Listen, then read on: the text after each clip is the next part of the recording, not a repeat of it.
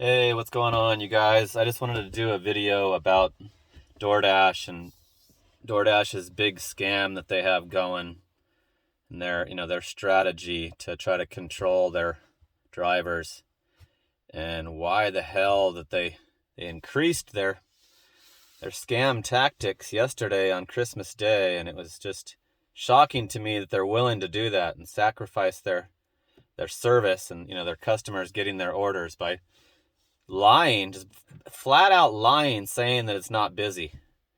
I logged on at 3:30 on Uber and DoorDash, and DoorDash allowed it, but said I could only work till 7.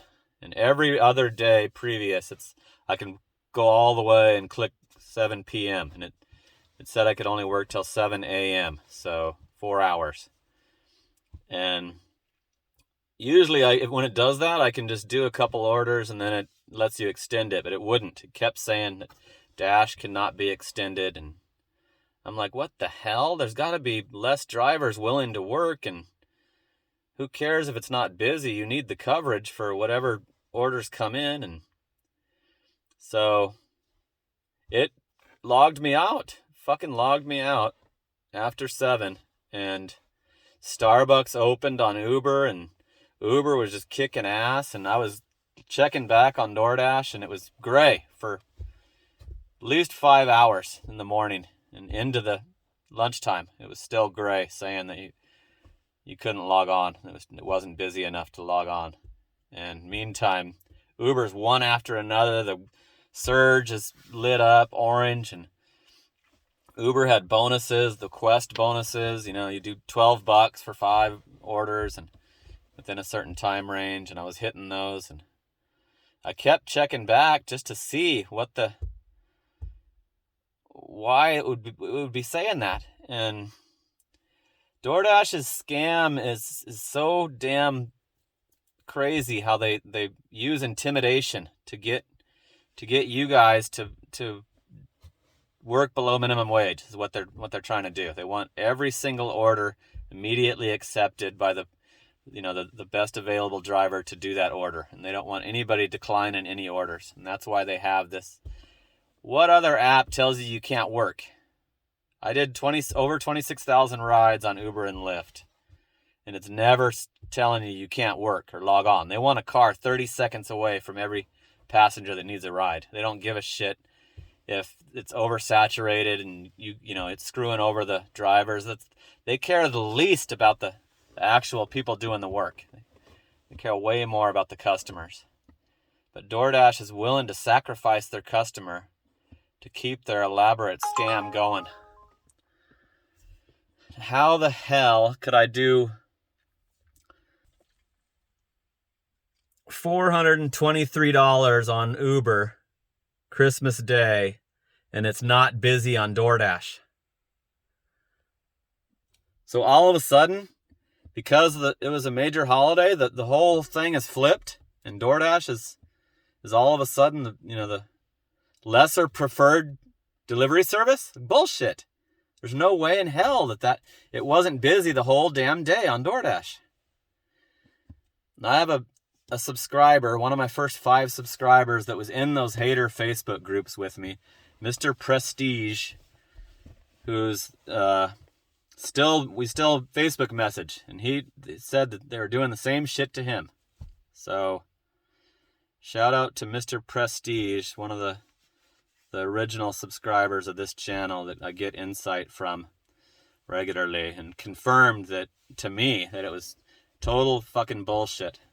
And I talked to a couple Dashers yesterday, and the one that I was talking to when I was picking up my last order, Uber kicked me off the app for the time limit, but I could have done like 500 easy on Uber.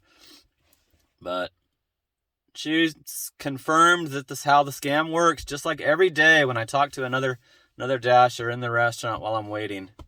She's I always end up in Scottsdale. She lived in Chandler just like me. And I'm like, yeah, and that's your fault. You end up in Scottsdale because you accept them sucking you into Scottsdale.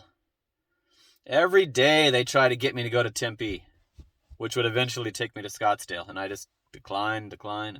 When I'm on the edge of my territory, I'll intentionally pull over and just sit there in the neighborhood until they give me an order back to Chandler, because DoorDash says that's your territory. When you're out of it, it's got the little yellow disclaimer saying that you got to work your way back. So why are they still giving you orders within or even further out of your territory?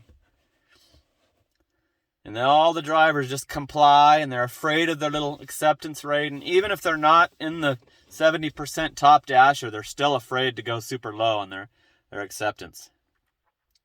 So I just wanted to do a separate video about DoorDash's scam, because I didn't want to include it in the payday video because it would have made it too long. But if you guys are complying with this DoorDash, and if you're restricting your, especially if you're full-time, if you're restricting your app to just DoorDash, then you're totally screwing yourself, and you've got to get on the other apps. And if Uber's busy, or if Grubhub's good in your market, or check out Instacart or the rides if you still want to do rides, because you can't just let these assholes control you. And I've heard the other Dasher tubers saying that there's changes are going to happen in 2022, and they're going to make tips mandatory, or I don't believe it. There's no way they would do that, because they love to promote that they've got to be promoting tipping's not necessary. People were trying to do $3 orders on Christmas morning before DoorDash wouldn't let me work anymore. And I actually typed in, today is Christmas Day. It's a major holiday. Tips are required. There must be a tip on each order. I typed that into when you click the other, every time that I got a no tip order on DoorDash.